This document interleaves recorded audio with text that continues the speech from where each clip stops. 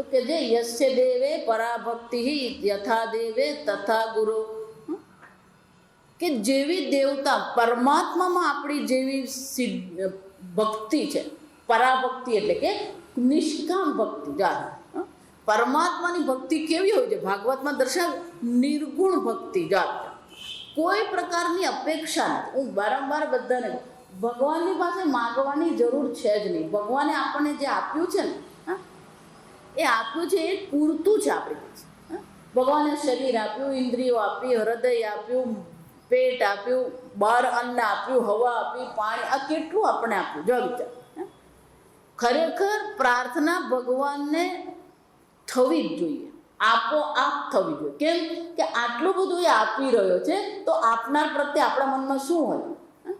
જે બધાને બધું, જો આ સમજો, કીડીને કણ અને માથીને મણ, જા બધાને એ બધું આપી રહ્યો છે.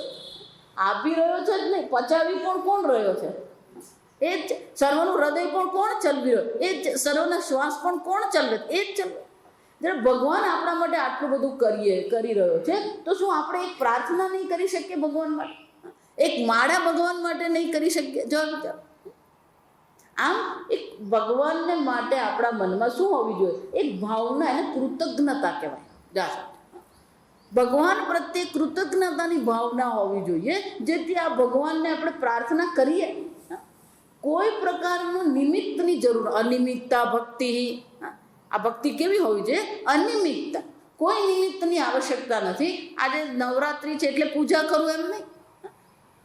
જા સમજ, કોઈ પણ નિમિત્ત વગર જેમ ભગવાનની ભક્તિ કરીએ, પરાભક્તિ જેવી આવી અનિમિત્ત ભક્તિ જે ભગવાનની જે છે, એવી જ ભક્તિ જ્યારે ગુરુમાં થાય છે, તથા દેવે ગુરુ, એવી જ જ્યારે દેવતામાં અને ગુરુમાં જ્યારે આ પ્રકારની થાય છે, યથા દેવે તથા ગુરુ તસ્યેતે કથિતા હિ અર્થાઃ પ્રકાશન્તે, એને જ જ્યારે આ બધા અર્થો કહેવામાં આવે છે, તો સર્વ અર્થો એની સામે શું થાય છે?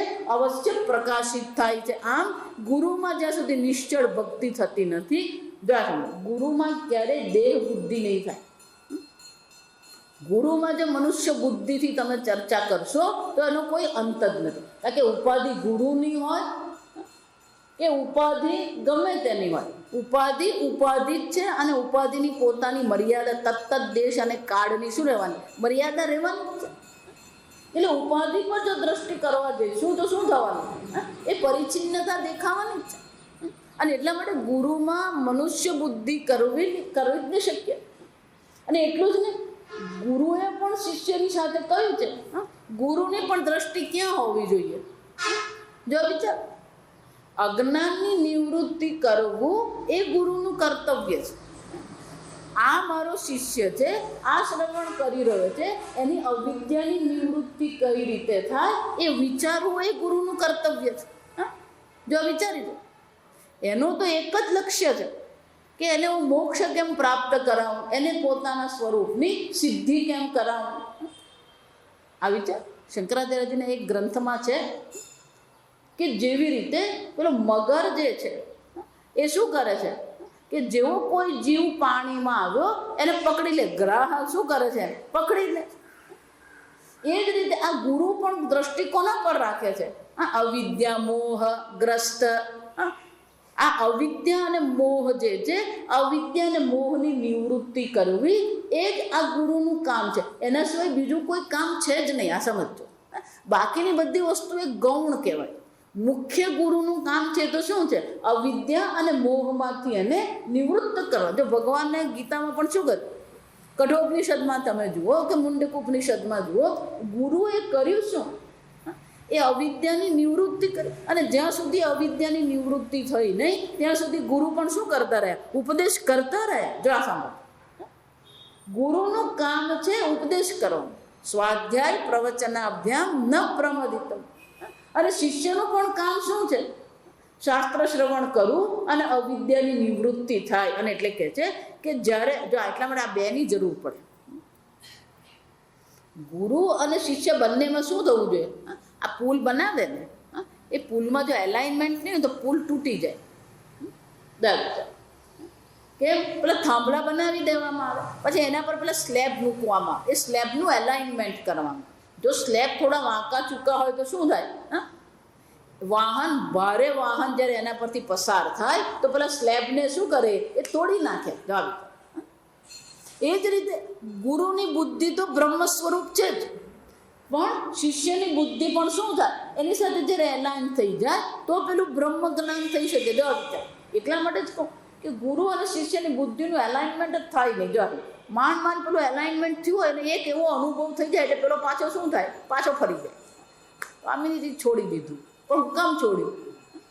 ફાવ્યું નહીં. જો વિચાર, એટલે પેલું માંડ એલાઇનમેન્ટ થયું હોય ને એટલે વળી કંઈક એક અનુભવ એવો થઈ જાય. સ્વામીજી એની સામે જોયું, મારી સામે નહીં જોયું.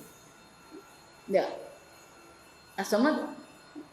એટલે કહું કે આ બહુ અઘરું છે. ગુરુ અને શિષ્યની બુદ્ધિમાં એલાઇનમેન્ટ થઈ જાય ને, અને જો અંતઃકરણ શુદ્ધ છે તો બ્રહ્મ જ્ઞાનમાં વાર નથી. આ સમજજો. જે વાર જે છે ને એ અંતઃકરણ શુદ્ધિ માટેની છે, અને ગુરુ સાથે આપણી બુદ્ધિનું શું થવું છે? એલાઇનમેન્ટ થઈ જ જવું. અને એકવાર બુદ્ધિનું એલાઇનમેન્ટ થઈ ગયું ને પછી તો ગુરુને ખ્યાલ આવી જાય કે આની સાથે મારું શું થઈ ગયું? સેટિંગ કહીએ આપણે ગુજરાતીમાં, શું કહે, અંગ્રેજીમાં શું કહીએ ને? સેટિંગ. જો પછી એને વાર નથી લાગતી. આ સમજો.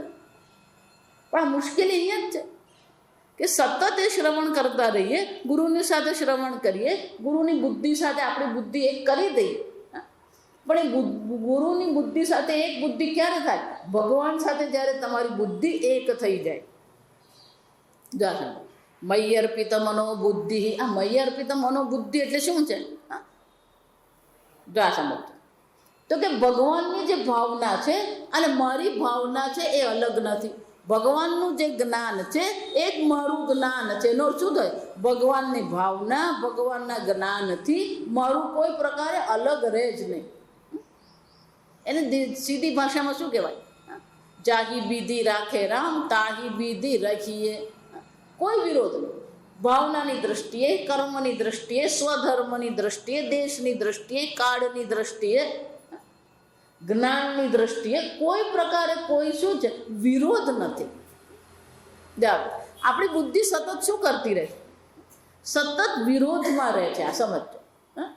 આપણે દેશનો વિરોધ, કાળનો વિરોધ છે, શરીરનો વિરોધ છે, ભગવાનનો વિરોધ છે, બધાનો જ આપણે શું કરતા રહીએ?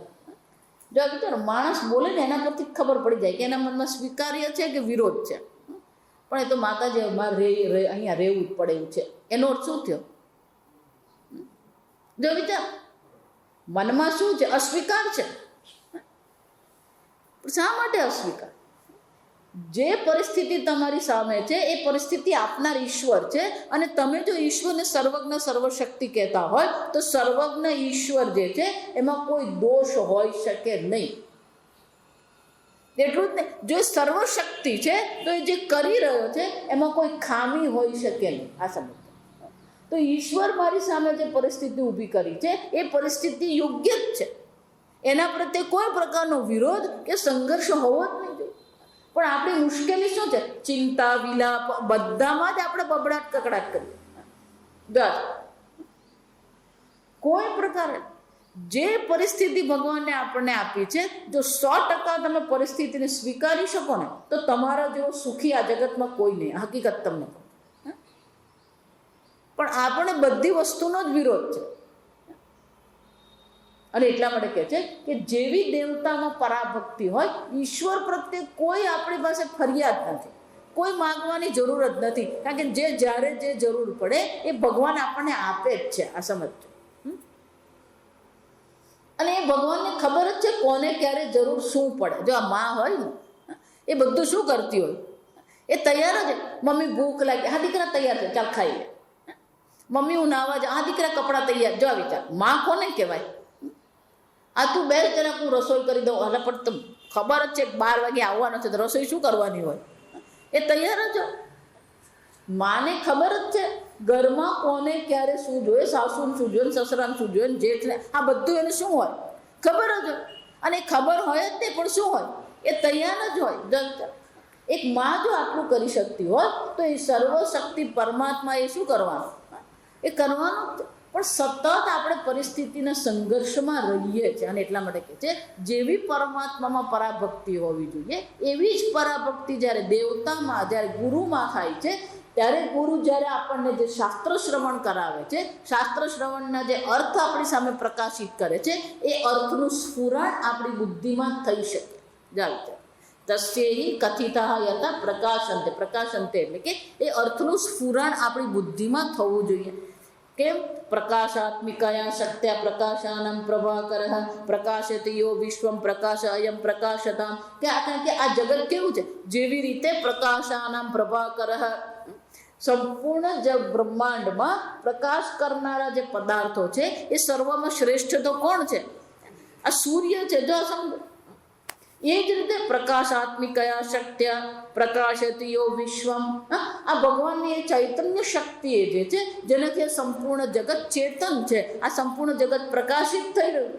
તસ્ય ભાષા સર્વમિદમ વિભાતિ ન તત્ર સૂર્યો ભાતિ ન ચંદ્ર તારકમ દેમ વિદ્યુતો ભાતિ કુતોયમ અગ્નિ તમેવ ભાંતમનુ ભાતિ સર્વમ. એ પરમાત્માના પ્રકાશથી આ સંપૂર્ણ જગત પ્રકાશિત થઈ રહ્યું છે. જય વિચાર પ્રકાશોયમ પ્રકાશતામ. અને સર્વ પ્રકાશોનો પણ જે પ્રકાશ ચૈતન્ય સ્વરૂપ જે આત્મા જે છે એ ચૈતન્ય સ્વરૂપ આત્મા માત્ર છે. અહીંયા જે કંઈ છે સર્વ શું છે?